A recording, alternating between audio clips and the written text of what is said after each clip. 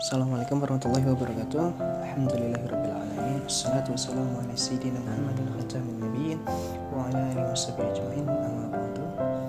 Alhamdulillah, pada kesempatan kali ini kita masih dapat berkumpul, dapat bertemu muka, bermuajah dalam mata pelajaran sejarah dan kebudayaan. Langsung saja kita masuk ke bab 2, mengenal kepribadian Rasulullah. Itu ada di halaman 25 ya, bahwa kepribadian Rasulullah itu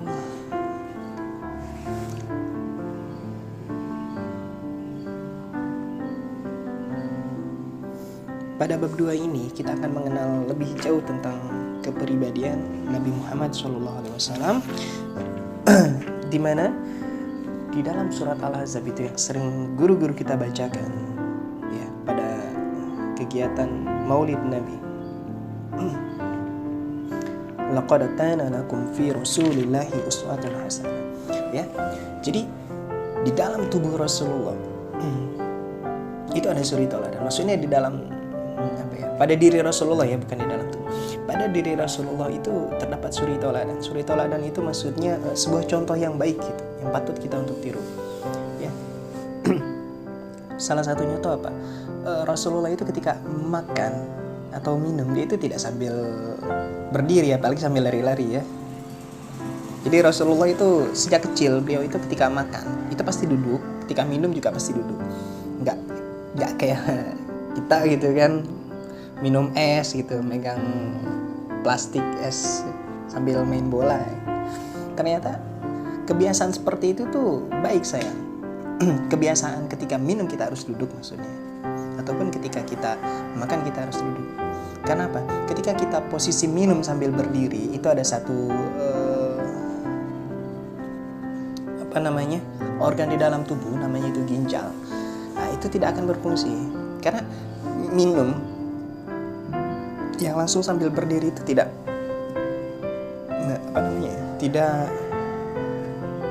membuat fungsi ginjal itu bekerja secara sepenuhnya gitu. Jadi perlu kita tahu bahwa ketika kita minum air di botol aqua itu udah pasti ada jutaan bakteri itu, bakteri hidup. Entah itu bakteri baik, entah itu bakteri hidup, entah itu zat besi, ataupun ada juga logam beratnya, itu kan kita nggak tahu. Itu ada di pelajaran SMA nanti gitu loh, bagaimana dalam satu gelas air itu ternyata banyak sekali kehidupan yang memang tidak bisa kita lihat dengan mata. Jadi alat untuk melihatnya itu namanya mikroskop. Ya. Selanjutnya untuk titik tekan pembahasan pada bab 2 ini adalah bahwa Rasulullah itu dikatakan sebagai suri tauladan, lalu ada di halaman 25 ya, surat Al-Anbiya ayat 107. Wa ma arsalnaka illa rahmatan lil alamin. Dan kami tidak mengutus engkau ya Muhammad melainkan untuk mengabdi kepada seluruh alam, rahmatan lil alamin. Jadi Nabi Muhammad itu sebetulnya ketika diutus oleh Allah ke dunia, ingat gelar Nabi Muhammad itu adalah sallallahu alaihi wasallam, berbeda dengan gelar nabi-nabi yang lain.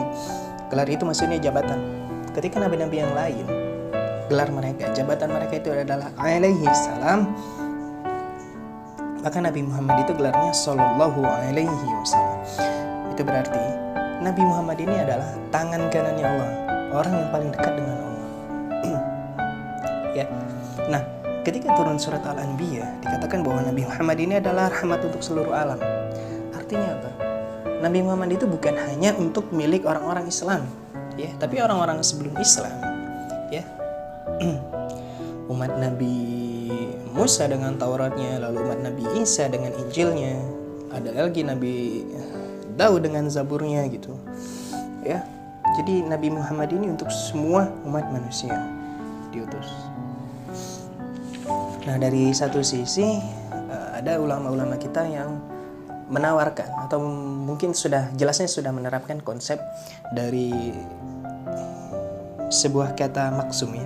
Maksum itu seperti ini. maksum itu adalah sebuah teori yang mengatakan bahwa nabi dan rasul itu udah pasti terbebas dari dosa. Artinya apa? Mereka nggak pernah ngelakuin dosa. Nah, tapi tidak menutup kemungkinan bahwa teori ini bisa dibantah. Ya, jadi ketika Nabi Muhammad itu melakukan kesalahan, Nabi Nuh, Nabi Adam, ya, Nabi Musa, Nabi Isa itu ketika melakukan kesalahan, itu kesalahan yang memang sengaja Allah turunkan ke mereka untuk memberi pelajaran kepada kita, ya. Tapi kelemahan dari teori ini menurut Mister adalah kita hanya akan mengagung-agungkan nabi-nabi dan rasul juga tanpa kita berusaha untuk mencontohnya. Jadi sebetulnya secara pribadi Mister menolak teori ini, teori maksum. Jadi nabi dan rasul itu sama seperti kita, memiliki sifat zaiz, ya. Memang dari sisi dari sisi akhlak dan yang lain, kan ada, nanti kita akan bahas, itu mereka lebih unggul. Tapi dari satu sisi Mister lebih yakin bahwa mereka ini tidak maksum. Dalam artian tidak ada teori maksum bahwa nabi dan rasul itu terbebas dari dosa. Mereka juga sama seperti kita manusia. Ya, tujuannya apa? Agar ketika kita menanamkan pendapat bahwa nabi dan rasul juga sama seperti kita, maka kita punya peluang lebih jauh untuk meniru tauladan mereka. Ya, karena imbas negatif dari sisi teori maksum ini adalah kita hanya akan mendewa-dewakan mereka, membuat patung mereka, lalu kemudian juga bisa juga menyembah mereka ke depannya. Ini yang tidak baik menurut Mister, sisi negatifnya. Tapi sisi positif dari teori maksum ini adalah kita tidak bisa dengan sembarang mengatakan bahwa Nabi Muhammad seperti bla bla bla gitu, ya. Jadi kita menarik diri dari pembahasan yang mungkin akan mengundang sentimental, gitu. Ya, bahwa Nabi Muhammad ini, bahwa nabi-nabi yang lain juga ini adalah orang-orang yang mulia, orang-orang pilihan Allah. Dia berbeda dengan kita. Nah, seperti itu. Semuanya pasti ada sisi positif dan negatifnya. Tinggal kalian mau pilih yang mana.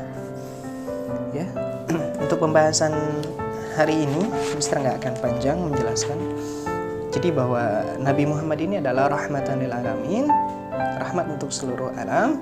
Nabi Muhammad ini adalah suri tauladan. Ya, artinya apa? Setiap perilaku Nabi Muhammad kalian bisa baca di halaman 25, ya kan, sampai halaman 28. Itu bagaimana Rasulullah itu berperilaku, itu semua yang dijelaskan di sini. Ya, dan bahwa Nabi Muhammad dan rasul-rasul yang lain itu diutus adalah untuk memperbaiki akhlak manusia. Ya, mungkin itu aja untuk pertemuan hari ini. Semangat belajarnya ya. Silahkan dibaca, tidak ada tugas dari Mister. Cukup kalian menyimak materi ini dan kalian silahkan baca nanti halaman 25 itu. Itu aja dari Mister. Assalamualaikum.